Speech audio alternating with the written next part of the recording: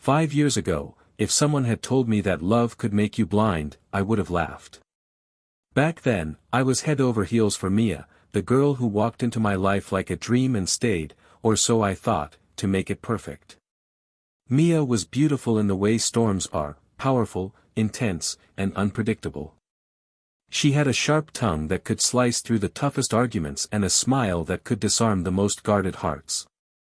When we first met, I was a broke college graduate juggling part-time jobs and night classes, while Mia already had a corporate gig that made her the center of her social circle.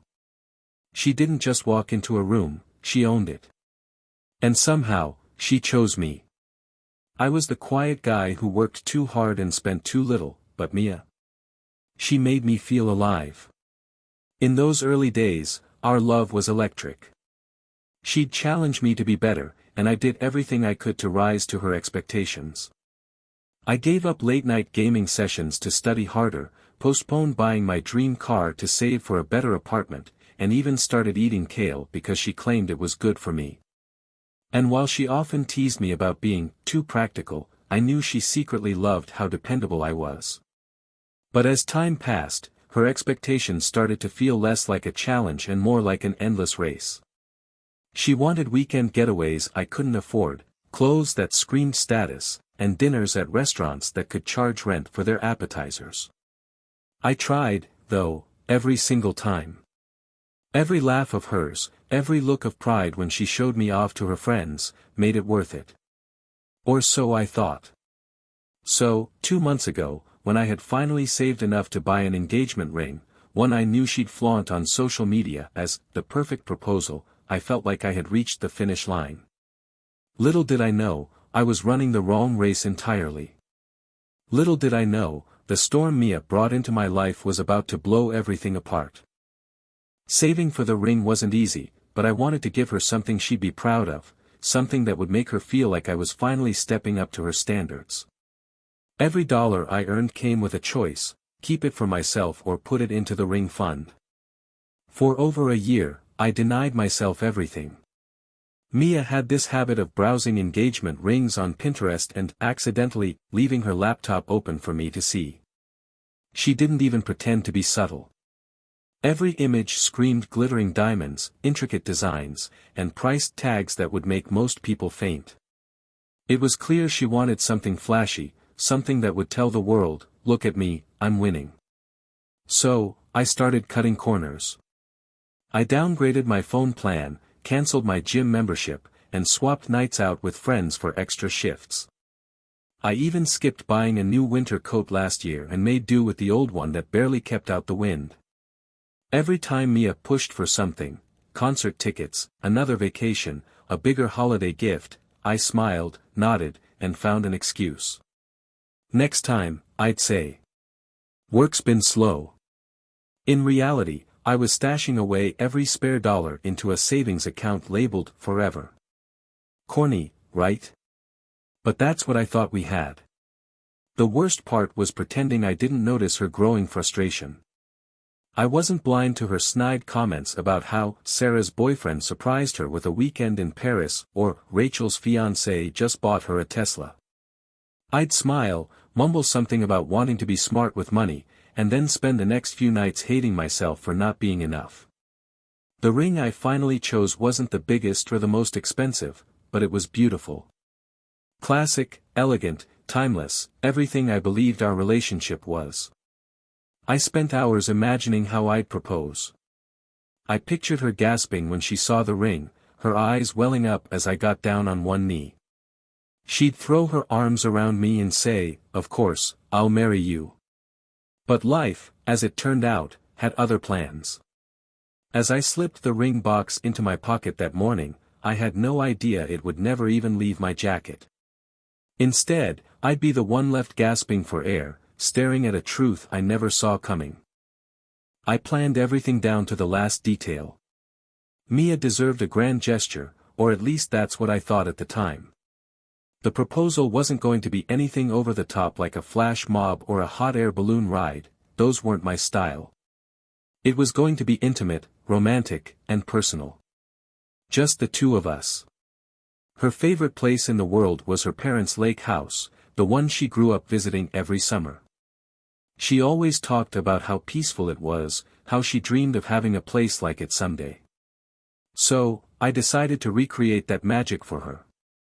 I rented a private cabin at a nearby lake, stocked it with her favorite wine, and planned to light it up with candles and fairy lights. I even wrote a heartfelt speech about how she made me a better man, about how I couldn't imagine my life without her. The ring would be the grand finale, sparkling in the soft glow of the candles as I asked her to be mine forever. But the timing had to be perfect. Mia had been more irritable than usual lately, complaining about work stress and feeling unappreciated. I thought a surprise proposal would lift her spirits, remind her that we were solid despite life's ups and downs. That Saturday, I texted her in the morning. "Can I stop by later? I've got something for you." Her reply came almost immediately, "Sure." Around 8? The timing was perfect. It gave me enough time to pick up the wine, check on the cabin, and double-check that the ring box was in my jacket pocket. I was nervous but excited, like a man standing on the edge of a cliff, ready to take the biggest leap of his life. But something felt off. I ignored it at first. After all, nerves were normal, right? Proposals are a big deal. Still, I couldn't shake the feeling that something was just slightly out of sync. I chalked it up to overthinking and focused on the plan. By 7:45, I was parked outside her house, rehearsing my speech one last time. My palms were sweating, my heart was racing, but I was ready. I grabbed the ring box, took a deep breath, and stepped out of the car. What I didn't know was that my perfect plan was about to collide with a nightmare I couldn't have scripted in my worst dreams. I knocked on Mia's door, clutching the ring box in my pocket so tightly that my knuckles ached. Her house was dark, save for the soft flicker of the TV visible through the living room window. I figured she must have been winding down, maybe watching one of her true crime documentaries she loved so much. The thought made me smile. Even when Mia was being difficult, I loved her quirks. The door opened, and there she was. She was dressed casually, sweatpants, an oversized hoodie, but she looked stunning in that effortless way she always did.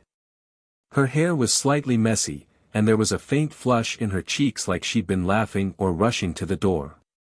"Hey, babe," she said, leaning in for a quick kiss. "You're early." "Couldn't wait," I said, grinning as I stepped inside. The house smelled faintly of lavender and something else I couldn't quite place. The kind of musk that lingered after a long, busy day.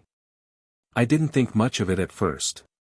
Mia closed the door behind me, but instead of leading me to the living room, she hesitated. Her movements were unusually stiff, like someone caught off guard. Do you want some wine? I think we have some Merlot left." Her tone was friendly, but there was an edge to it. Like she was trying to steer the conversation, keep control. That's when I noticed her glancing toward the hallway, brief, but enough to plant a seed of doubt in my mind. Something felt off. "No wine for me," I said, waving her off. "I have something planned for us later. I won't spoil it now." Her expression faltered for a split second before the familiar Mia smile reappeared, the one that could disarm me no matter the situation. "You and your surprises," she teased, but her voice didn't quite carry its usual warmth. I followed her to the living room, my mind racing.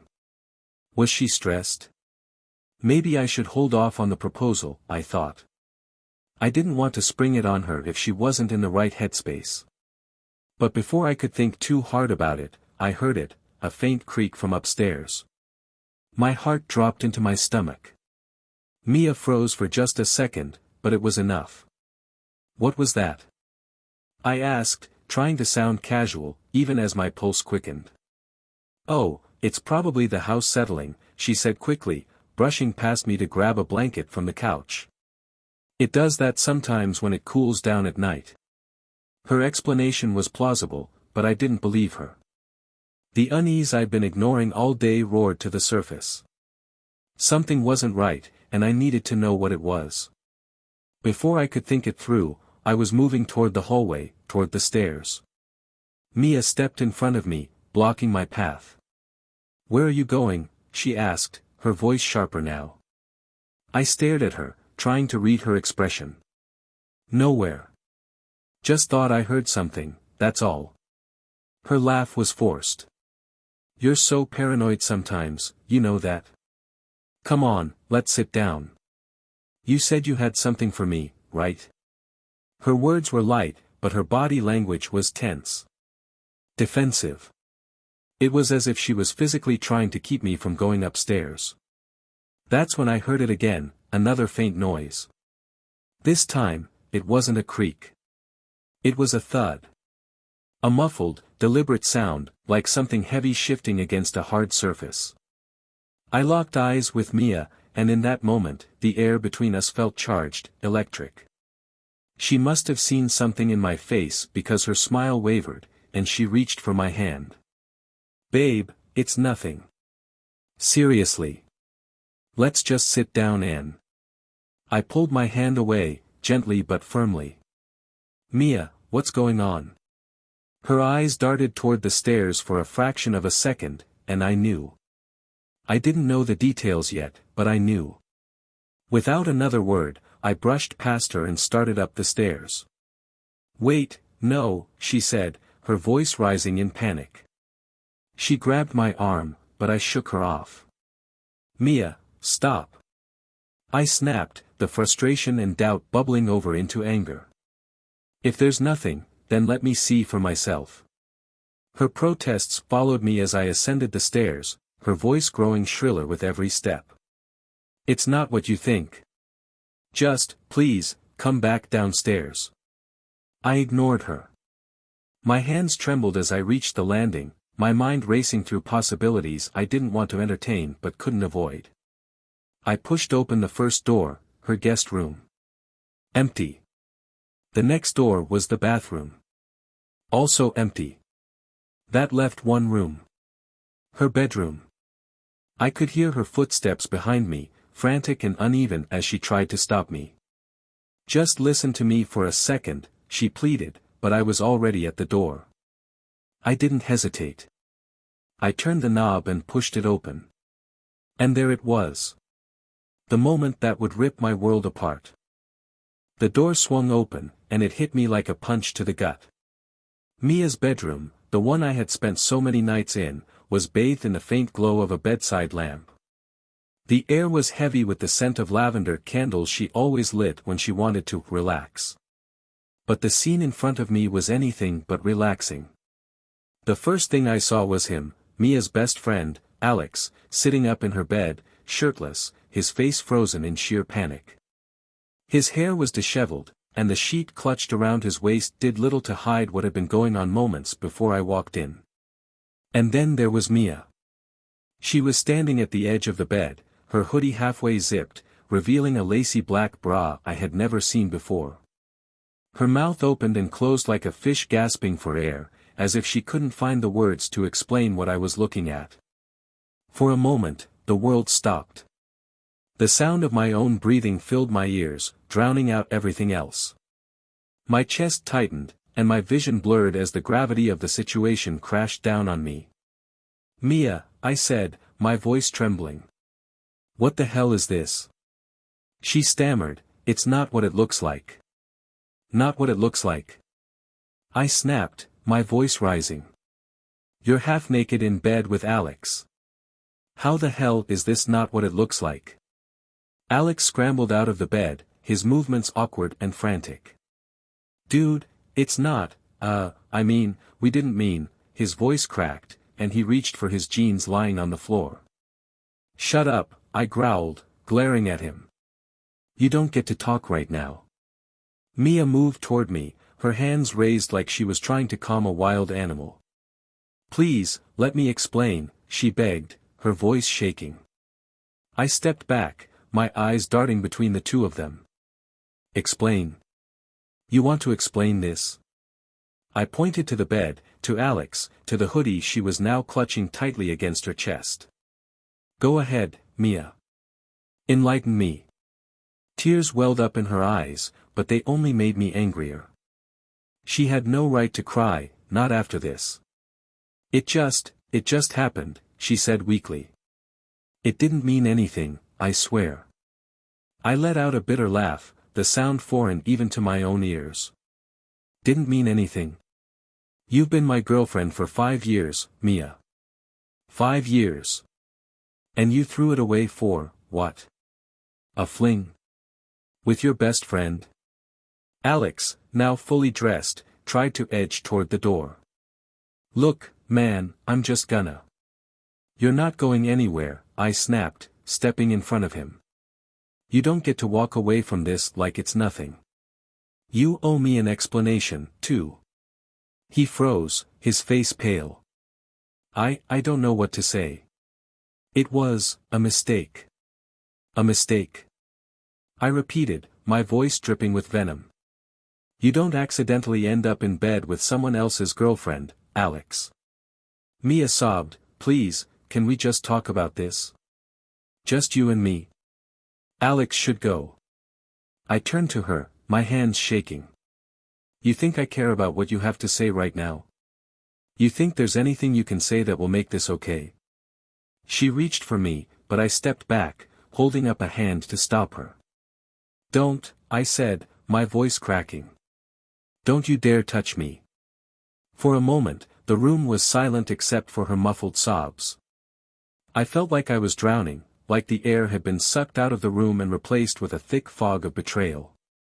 The ring box in my pocket suddenly felt like it weighed a ton, a cruel reminder of how I'd spent the last year of my life saving for a future that had just shattered in front of me.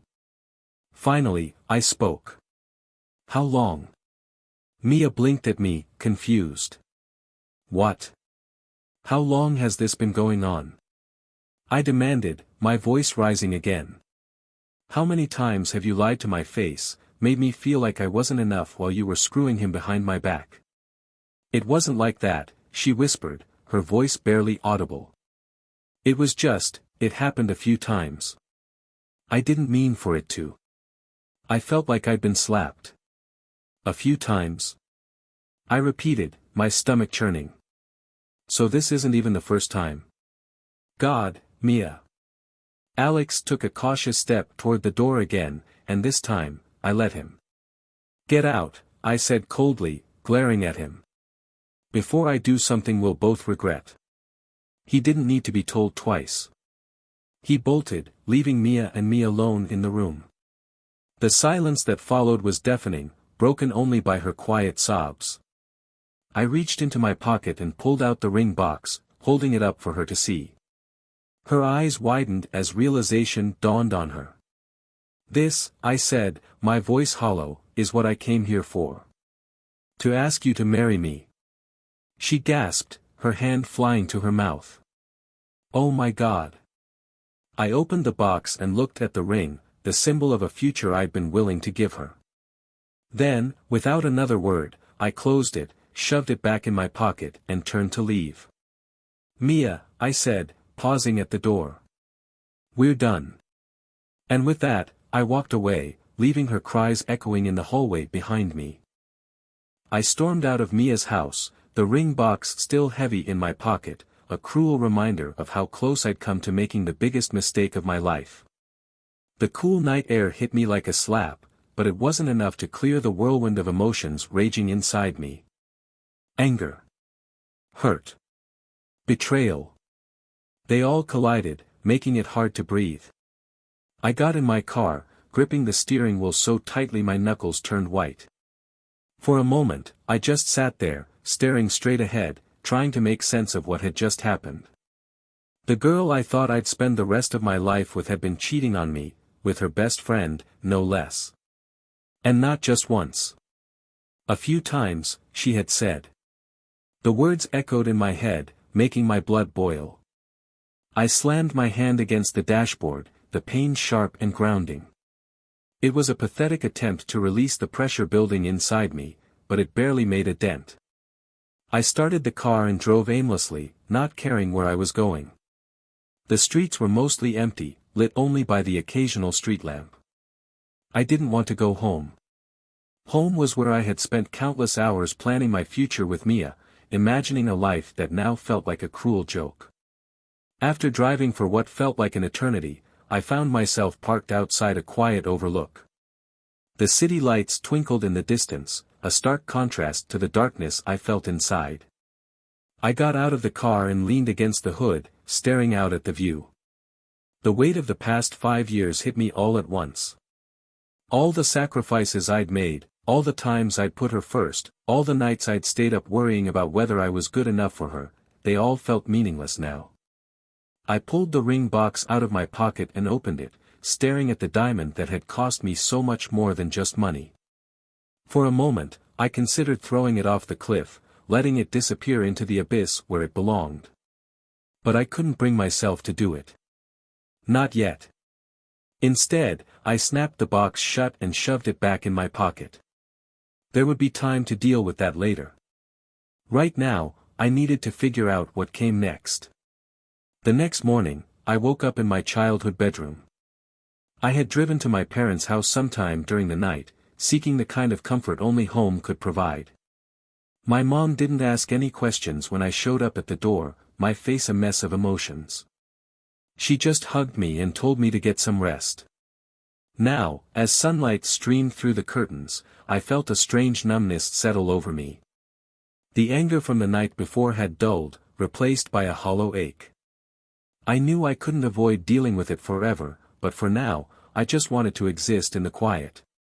"Hey," my mom said softly, poking her head into the room. "I made some coffee. You look like you could use it."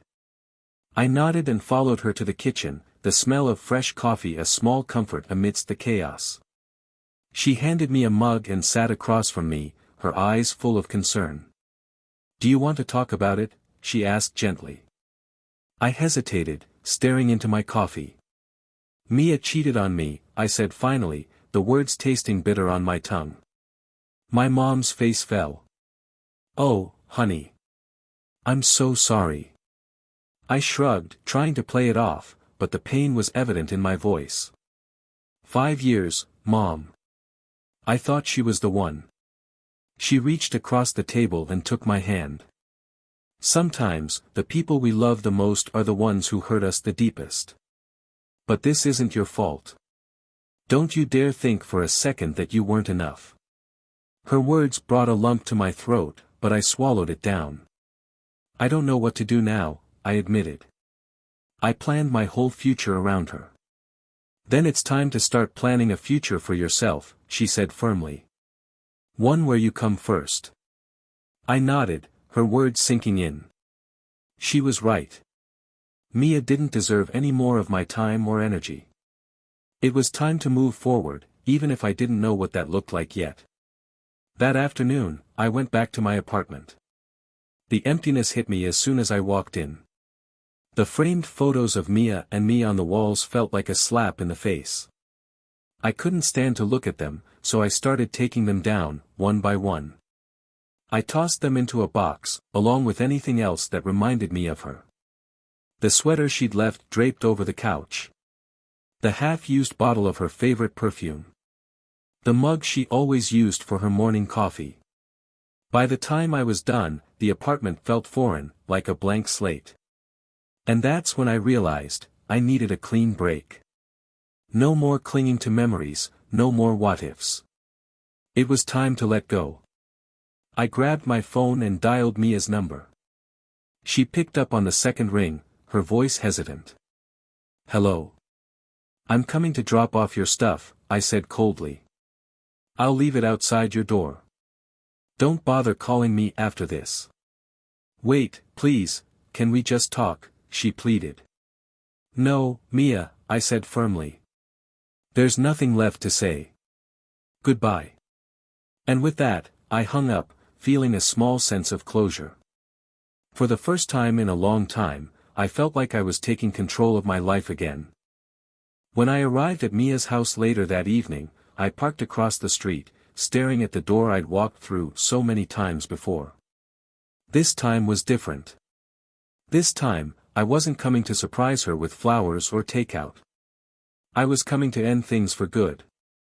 The box of her belongings sat in the passenger seat, photos, her favorite hoodie, the perfume bottle she left at my apartment. I'd packed it all without a second thought, wanting nothing to remind me of her. The engagement ring was still in my jacket pocket, but that wasn't for her anymore. I hadn't decided what to do with it yet, but one thing was clear, it would never touch her finger. I got out of the car, grabbed the box, and walked up to her door. My heart pounded in my chest, but not from nerves. This was anger, pure, unfiltered anger at the woman who had betrayed me in ways I didn't even know were possible. I knocked, and a moment later, Mia opened the door.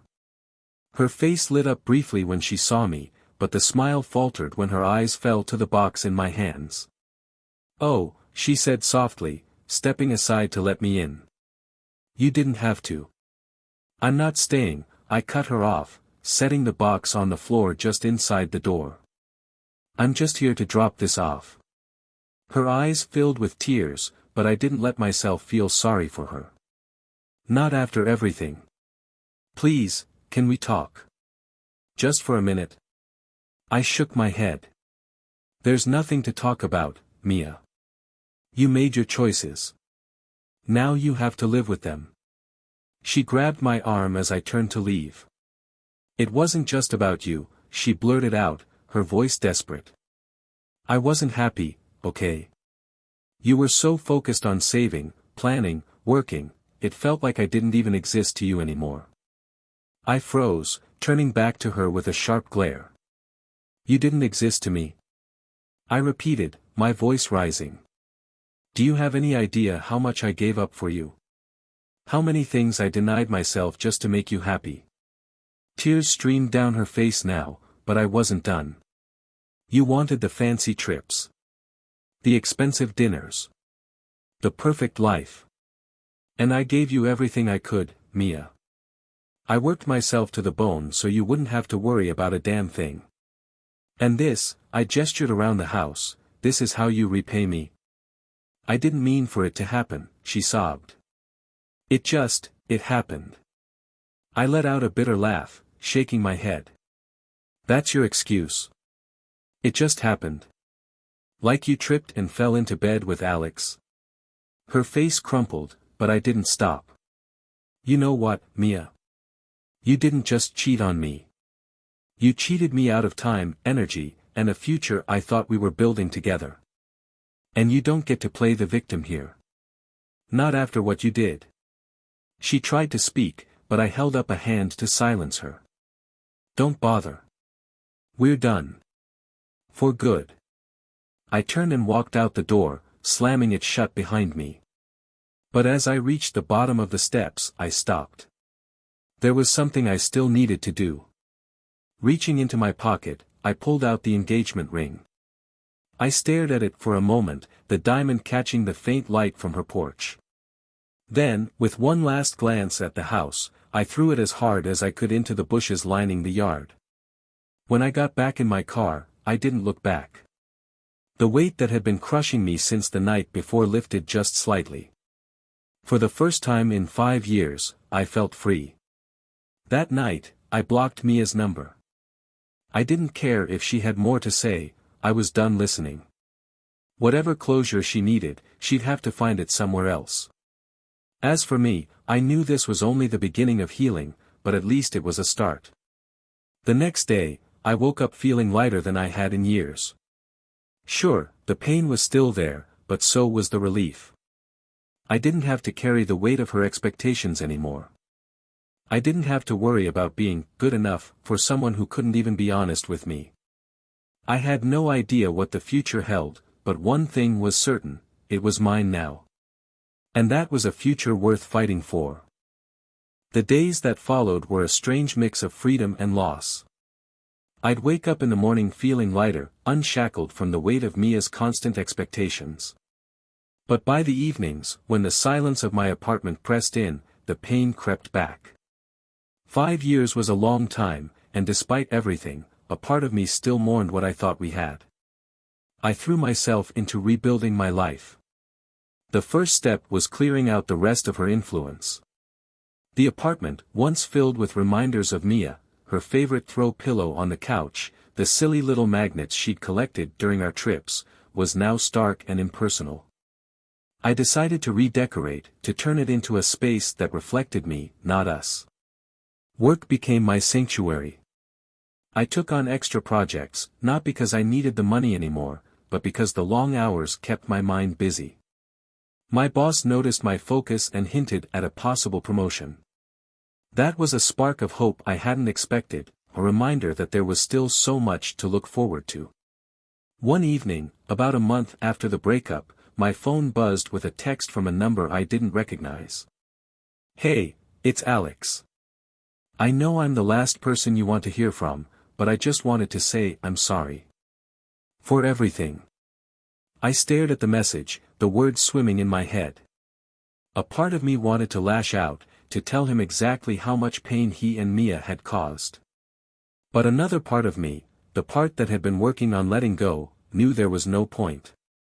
After a long pause, I typed a simple response: "I don't want to hear from you again. Lose my number." That was the last I ever heard from him. The real turning point came unexpectedly. A few weeks later, I was at a friend's housewarming party, feeling out of place among all the couples and chatter about wedding plans and baby showers. I was nursing a beer in the corner when someone bumped into me. "Oh my God, I'm so sorry," she exclaimed, her cheeks turning pink as she steadied herself. She was holding a plate of cupcakes, one of which was now slightly squished against her sweater. I laughed despite myself. "Don't worry about it. Happens to the best of us." She smiled, brushing a strand of hair behind her ear. "I'm Lily," she said, extending a hand. I shook it. "Jake." We fell into easy conversation, talking about everything from work to travel to our shared dislike of overly sweet frosting. There was something refreshing about Lily, her honesty, her warmth, the way she made me feel at ease without trying. For the first time in a long time, I found myself smiling without forcing it. By the end of the night, she gave me her number.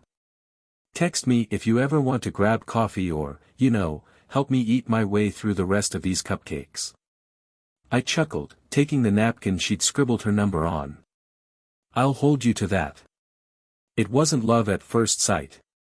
It wasn't some grand, movie-worthy moment where everything clicked into place. But it was a start. A real, honest start.